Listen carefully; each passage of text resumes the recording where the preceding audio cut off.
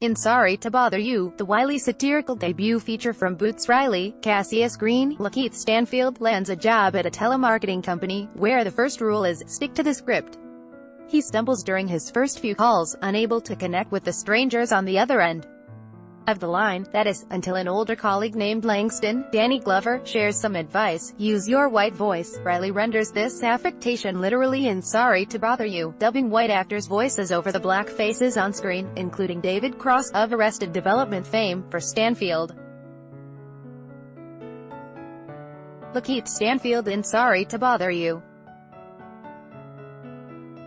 The satirical debut feature from director Boots Riley taps into a comic tradition of black performers using their white voice. Peter Prado, Annapurna Pictures. In doing so, Riley offers a zany twist on the performance of whiteness by black actors, a tradition stretching back hundreds of years. As long ago as the New World, enslaved and free blacks participated in dramatized communal appropriation of white-identified gestures, vocabulary, dialects, dress, or social entitlements, as Marvin McAllister writes in his book Whiting Up, Whiteface Minstrels and Stage Europeans in African American Performance. These performances were in public and private spaces, sometimes on a theatrical stage or in the form of a leisurely stroll in the street alongside white people. Read more. Article continued. Bellorview, Peter Howell. Sorry to Bother You is racial satire, zany comedy and a lot more. Boots Riley wants to make America think again. Sins of Get Out score at Sundance. Vocal imitation in particular has proved an especially fruitful creative choice, and is often as subversive as it is in Sorry to Bother You. Below, a look at some of the notable ways black performers have used the white voice in popular culture. I Can Tell Ya, I'm a White Man. In an episode of the 1990s sitcom Martin, a plumber dies suddenly while fixing Martin's toilet. The plumber remains in the bathroom for hours because the authorities do not view the incident as an emergency, and Martin Lawrence believes the reason is that he lives in a less affluent, predominantly black part of town. After exhausting all other options, he tries calling 911 again, this time in a manner connoting whiteness, over enunciation, emphasis on a hard R, giving his name to the operator as Thurston O'Reilly III. The person on the other end of the line asks Martin to prove that he is white, quizzing him on topics that only white people are supposed to know: America's favorite pie, Barry Manilow song titles, the ideal sandwich condiment.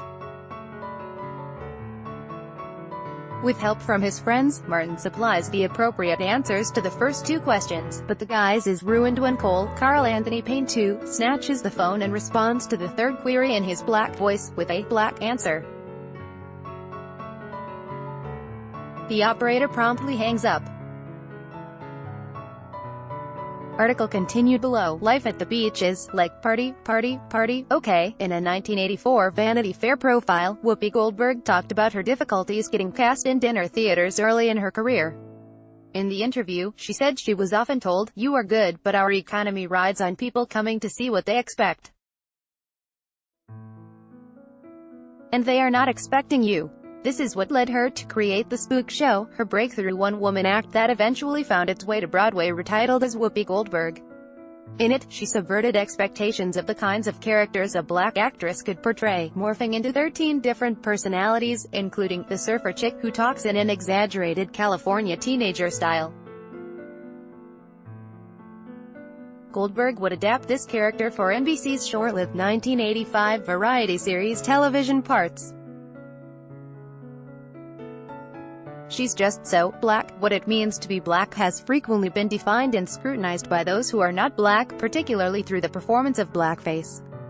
Adapting a white voice as a black performer, then, is sometimes a deliberate attempt to turn the gaze back on white culture.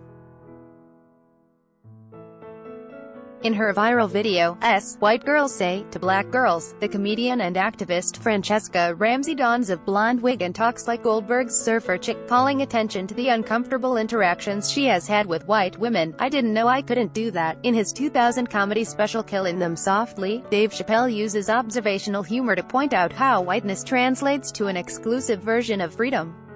He describes how his friend Chip manages to get out of a speeding ticket, or potentially worse fate, because he is white. Chappelle has two distinct voices for Chip and the police officer who pulls them over. The officer gets a high-pitched, nasal southern drawl reminiscent of cinematic small-town sheriffs. Chip, on the other hand, evinces a calm, if slightly nerdy, demeanor when he tells the officer, "I didn't know I couldn't do that." Chip embodies Langston's definition of the white voice in "Sorry to Bother You." That voice, he explains to Cassius, is not so much about timbre as it is about a feeling, a carefree nature that comes with having your bills paid. "You've never been fired," Langston says. "Just laid off."